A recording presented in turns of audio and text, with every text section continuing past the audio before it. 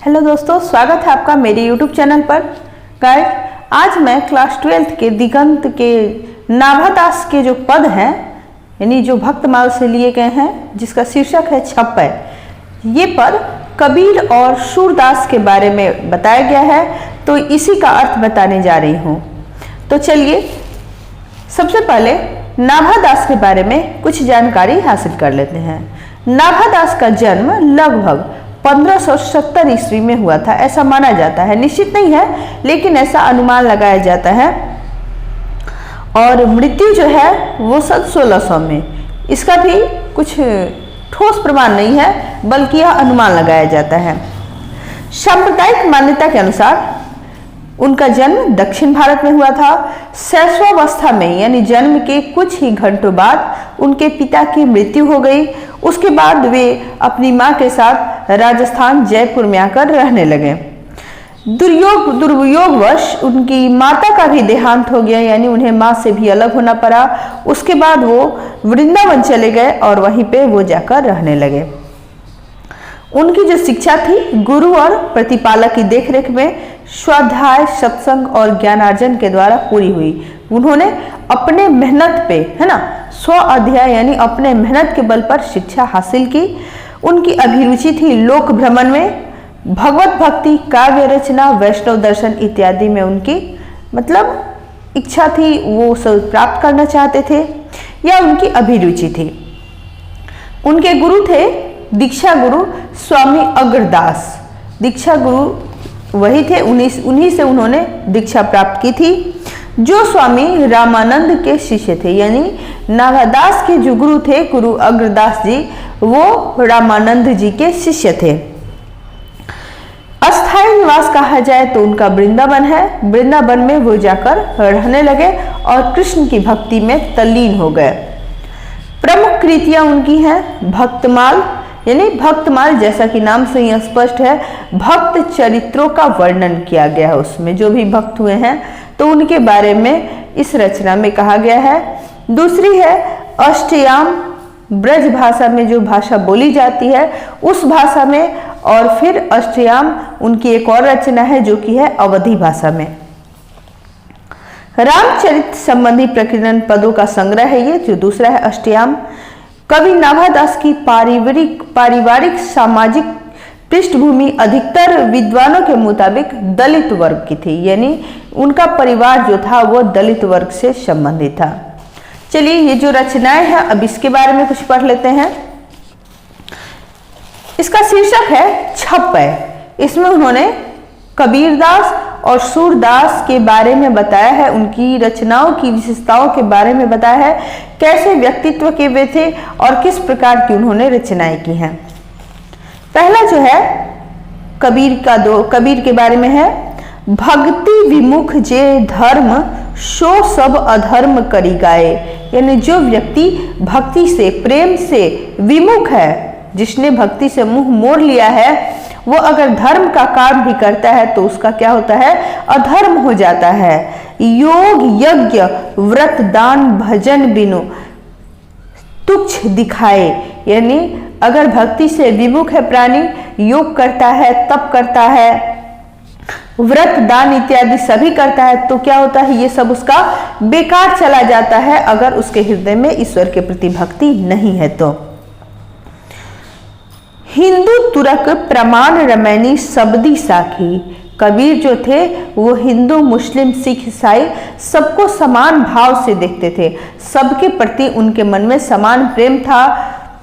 पक्षपात नहीं बचन सबही के हित की भासी। यानी वे किसी धर्म में पक्षपात नहीं करते थे, किसी एक का मान नहीं रखते थे, बल्कि वे सबका मान रखते थे और सबके हित की ही बात करते थे। आरूढ़ दशा है जिह्वा पे मुख देखी नहीं भानी।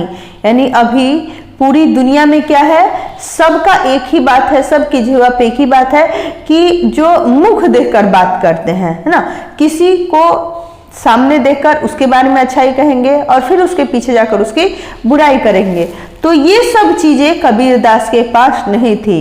इसीलिए कहा गया है कि मुख देखी नहीं भानी, यानी वह मुंह देखा हुआ बात नहीं करते थे। अंतिम लाइन है, कबीर कानी राखी नहीं वर्णाश्रम सट दर्शने, यानी कबीर ने कभी भी इन चीजों का ध्यान नहीं रखा। जो 4 वर्ण हैं, ब्राह्मण, क्षत्रिय, वैश्य या शूद्र, इन वर्णों पर का उन्होंने कभी कोई ध्यान नहीं रखा। इनसे उनको कोई मतलब ही नहीं था। और बाकी जो आश्रम है, 4 आश्रम है, सट दर्शन है, ये सब का भी उन्होंने कभी भी ध्यान नहीं रखा। उनकी नजरों में सारे लोग एक समान होते हैं और किसी का उन्होंने पक्षपात नहीं किया। दूसरा है सूरदास। सूरदास की रचनाओं में है, पहला पद जो है ये, उक्ति चौज अनुप्रास वर्ण अस्थिति अति भारी, यानी सूरदास जो रचनाएं करते थे, जिस प्रकार उनकी रचनाओं में चमत्कार होता था, वो अस्थिति अति भारी, उनमें अनुप्रास और वर्णों का इस प्रकार प्रयोग वो करते थे कि उसका हृदय पर बिल्कुल छाप पड़ जाता था, अंकित हो जाता था। वचन पीति निर्वही अर्थ अद्भुत तुकधारी, यानी वो अपनी रचनाओं में जो लिखते थे उसका जो अर्थ स्पष्ट होता था वो विशेष तुकधारी, बिल्कुल अद्भुत होता था। उनकी रचनाएं जो थी वो बिल्कुल अद्भुत होती थी।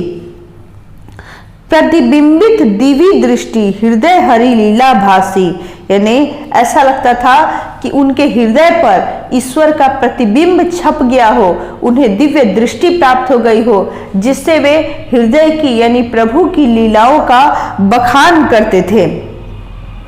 जन्म करण गुण रूप सबही रसना प्रकाशी, यानी उनकी जिह्वा थी, सूरदास की जो जिह्वा थी वो भगवान के जन्म कर्म गुण, जो भी उनके जन्म कर्म गुण इत्यादि जो भी ईश्वर में थे, ऐसा लगता था जैसे स्वयं वो अपने दिव्य दृष्टि से उन सब चीजों को देख रहे हैं और उन पर उनकी जिह्वा जो है वो प्रकाश डाल रही है, यानी उनका वर्णन कर रही है।